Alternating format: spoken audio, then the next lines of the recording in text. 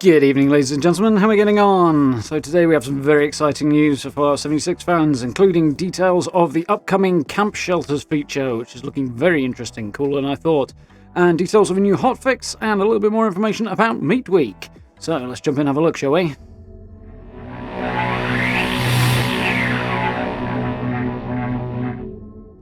Okay then, so back at the Nuka-Cola factory apparently. Fallout 76, Inside the Vault, PTS news, upcoming hotfix, and more. So, that's understating it. This week, we're sharing information about what you can expect to see in the public test server during our next round of playtesting, which is slated to begin next week. Spoiler, it's cool. We've also got some details about an upcoming hotfix, which is going to be very welcome for a lot of people, I'm sure, as well as a reminder about the Meat Week seasonal event that's taking place right now. So, public test server reopens soon. In last week's Inside the Vault, we shared a look at what's headed your way through December with an updated roadmap and community calendar. The Steel Dawn update is coming towards the end of the year, and it will bring new features, quests, and more to the game. Very, very cool. We're excited to get a head start on hearing what you think about what's next for Fallout 76, so we're planning to kick off our next iteration of the public test server next week with our new Camp Shelters feature. Very much looking forward to this, as you can probably imagine, given my heavy focus on camp building. Initially, the Steel Dawn questline content will not be available in the PTS, though we plan to add it in coming weeks. In the meantime, you may encounter a few NPCs who have temporary robo-voice. Read on to learn more about Camp Shelters playtesting. So, before we go on and read about that, a couple of points being, first and foremost, I am definitely going to be jumping into Camp Shelters just as fast as I possibly can. I'm going to be all over that, so do watch out for videos on that topic. Of course, if you're wanting to avoid that, I will preface them with spoiler alerts and that sort of thing, as is only fair, of course. So keep an eye out for those, or avoid if you really don't want anything like that spoiling. But speaking of spoilers, obviously the rest of what's going on, or a significant chunk of it, is the Brotherhood of Steel story that is coming later on in the year, towards September. So I have more mixed feelings about that. I may well not cover that, because I'm not sure I want to spoil it, and I definitely don't want to spoil it for you guys. So I'm in two minds about that. I'd love to hear what you think on that, but yeah, I may not cover that stuff and hold off until that actually goes live, just so we avoid spoilers, but we'll see. Let's see what's happening. Regarding this robo-voice thing, my guess would be that there are a couple of NPCs either with new dialogue that is in place but not in place, or there are entirely new NPCs to bump into that will be floating around. Robo-voice in my guess would be that they've not got the dialogue recorded yet, or it's in the process of being recorded is more likely, I think. Something to that effect, anyway. And they're probably using something like a text-to-speech setup to act as a stand-in until they actually get the dialogue in place during the development phase. So I suspect that's what they're referring to there. But interesting nonetheless. So, Camp Shelters. This is the exciting bit. Building in Fallout 76 is an area of a game that we know many of you are passionate about. Hell yes. We often hear requests from the community to give players more opportunities to construct awesome creations, and Camp Shelters are going to do just that, and in more of an interesting way than I was expecting, which is cool. All you'll need to do is build a door to your shelter at your camp, and you'll gain access to a new instanced underground location with a separate build budget from your main camp that you can build into your heart's content. Caveat there, separate build budget, build into your heart's content. Obviously, it can't quite go both ways. I suspect here the case is more like it was with Fallout 4 than it has been to date with 76. With 76 at the moment, a significant part of the budget limitations are due to the fact there's up to 24 people on a server, all with camps. So extra stuff for the servers to manage, extra things to render, yada yada yada yada, means it has a negative impact on other people because it pulls the server down. You know this, we've gone through it before. With instanced areas like shelters, I suspect it's going to be more Fallout 4-like, in the sense that those of you who built a lot in Fallout 4 will probably remember when you glitch your way past the settlement build limit, your frame rate absolutely tanks and disappears somewhere into the place where the guy with horns and a pitchfork lives. So, basically, that's more what the build budget is likely to be inside of your shelter. It'll be much bigger, but obviously you want to have some frames left when you've built something, so it'll be more towards that goal, I suspect. I'm obviously speculating a bit here, but it's a reasonable, confident guess, I think. So, Shelters will come in varying sizes, layouts, and styles, which is very, very cool. We're looking to playtest 3 types in this upcoming version of the PTS. You can have one of each type in your camp, and each will have its own budget. We're also going to remove material requirements in the PTS, so that you can let your interior designer run wild without needing to spend time hunting for components. So there's a hell of a paragraph. So, shelters will come in various sizes, layouts, and styles. That means you could have multiple instances in one camp, which is absolutely awesome, and I was not expecting that turn of events. That is very cool.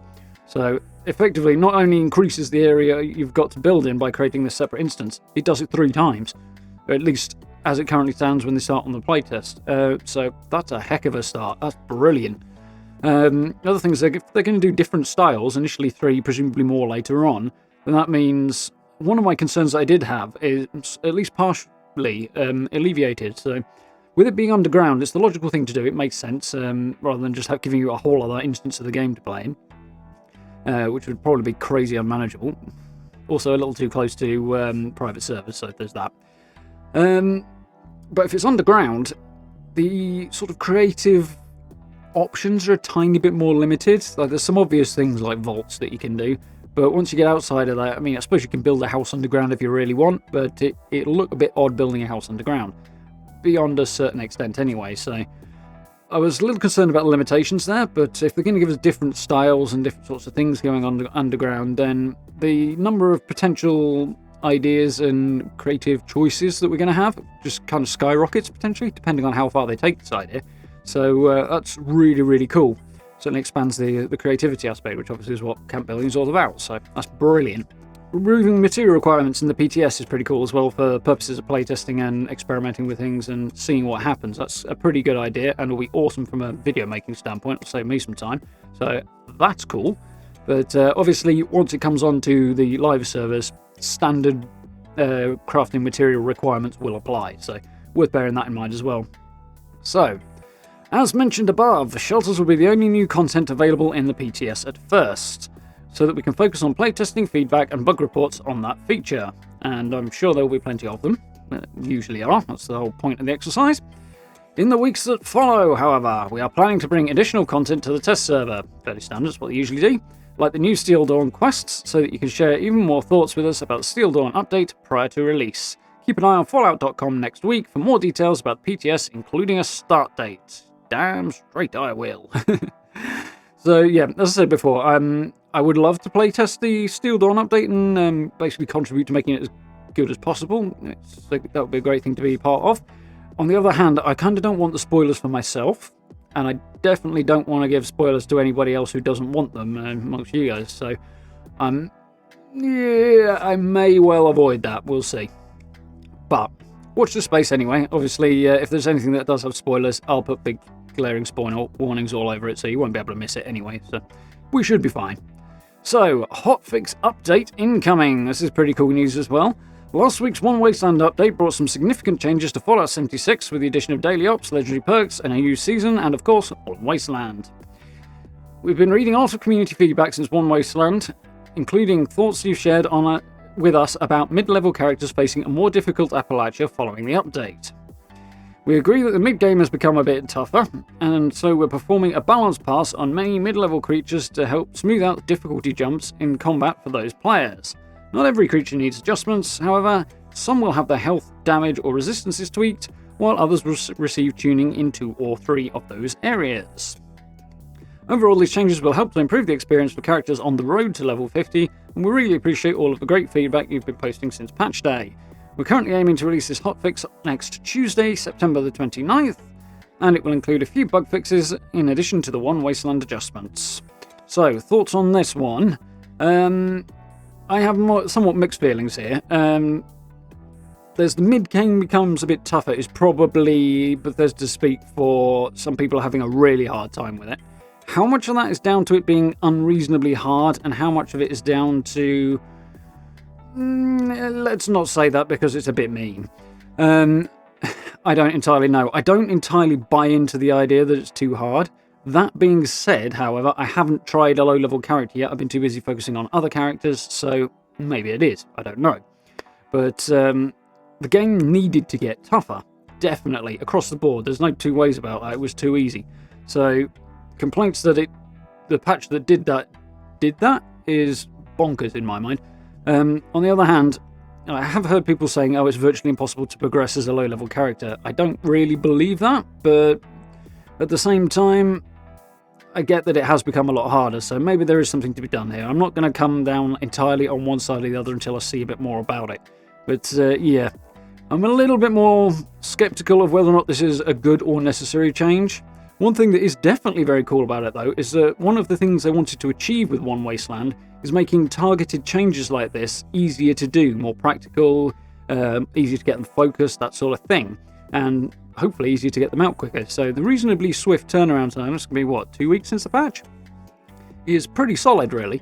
So for a change that has implications as wide-ranging as this one, so that's very, very cool. And obviously, if you're a character who's above the level 50 mark, you're not even going to see the difference. If you're under that, that's when you might find, hopefully, it's just a case of it being smoother rather than making it easy again, because that's not good. But we'll see. I'll have to try it out and find out. I don't want to give too much of an opinion, but I am a little bit kind of unsure that I like this. But we'll see. So, I'm sure you guys have your own feelings on the subject, but there's my 2 cents. So, the last thing we have is Meat Week, which of course we are mostly aware that has returned, though whether or not I'm going to get much of a chance to jump in again, I don't know. Life has been throwing a spanner in the works on that side, but on the Meat Week side of things anyway.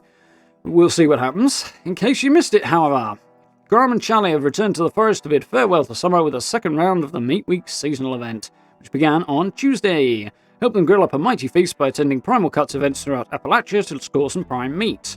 Then bring it to Graham's Meat Cook every hour at the top of the hour near Vault 76 to turn it in for legendary script. While you're there, you may as well mingle with a few of your fellow dwellers and lend Graham a hand with throwing his cookout for everyone. The more successful the party, the better your chances at rare rewards. It's a good fun event. Not too difficult. Get some decent rewards. Well, can do. And yeah, it's fun. Runs every hour. So it's very themed. Of course, Graham's hilarious fun anytime. So yeah, good event. I hope I get a decent chance to have a crack at it. But as I say, life is kind of throwing a spanner in the works there. So we'll see how that goes. But hopefully you guys will get a better chance to get some of those cool rewards out of it. Get yourselves tenderizers and things like that, which will be good fun. Meat Week will conclude at 12 PM Eastern Time, Monday 28th of September, so be sure to take part in the protein-packed celebration by then. So, 12 o'clock on Monday, which will be blah blah blah blah, 5 PM UK time, so the usual times. And we'll see you in the Wasteland, indeed. So, yeah, very, very cool stuff in there. I'm particularly excited, as you can probably tell, about the camp shelters details. There's some stuff in here that we haven't heard about before, like being able to have multiple shelters in one camp. Hell yes, I am all for that. That is brilliant. That's taking this thing that was going to be a big deal anyway and short-term tripling it, and longer-term, who knows. I'd imagine somewhere on down the line there'll be a limit to the number you put in. I could see it being 3, even if you have, say, picking a number out the air, 10 to pick from, you'd still only be able to choose 3 of them. I'm guessing that will eventually be the way it goes. There's running more instances of the game and things like that. Obviously, they have to spin them up when people load in and then close them down when there's nobody in these instances. That requires more load on hardware, more server time, that sort of thing. Obviously, as you guys probably know by now, Bethesda rent their server space currently from Amazon. Whether or not Microsoft might change that in the future, who knows? But they do rent it from Amazon, so obviously Amazon are not giving them those servers for free. So, reasonable limits there, plus probably other things that I can't even imagine about. So, not a game dev as usual. But all in all, I think this is going to be some really cool stuff. As I say, going to jump into Fallout shelters, camp shelters, as fast as I possibly can. Get a video out there, let you guys know what I think, what I've seen, what's going on. Of course, I'll take a spoiler warning on it. The new stuff that's coming later on, well, we'll see about that. But yeah, not so sure about the patch, the hotfix thing, really. I imagine it's generally going to be popular, but I'm probably the outlier on that. But we'll see. Hopefully it does work out well. I always hope that. And extra bug fixes with it, you know, nobody's going to complain about that anytime, so long as they work anyway. So it is what it is. But that is basically the news for this week, which is very, very cool. If you haven't seen it already, the news regarding Bethesda and Microsoft and the implications of that, I have already covered up at the top of the week. So somewhere up and around here, there should be a link to that video if you do want to check it out. Not something to panic over, I don't think. I think it's, on the whole, going to be good news. And any slightly negative things are probably going to be relatively short-lived anyway, so that's my speculation on that one. But yeah, if you want the details, do check that video out. Beyond that, I do hope you found this video useful and informative. If you did, please do drop subs and likes. It's always very, very much appreciated. Social media links, merch store, and channel memberships are all available down below the video. If you're into such things, the support is hugely appreciated. Thank you very much to everybody who's done that already. And if you get the chance, do come and join us on the live streams as well. Having a lot of fun. I'm very much enjoying One Wasteland and enjoying playing some other games on the side as well. So I do hope you join us for those too. But for now, thank you very much for watching. I look forward to speaking to you all very, very soon.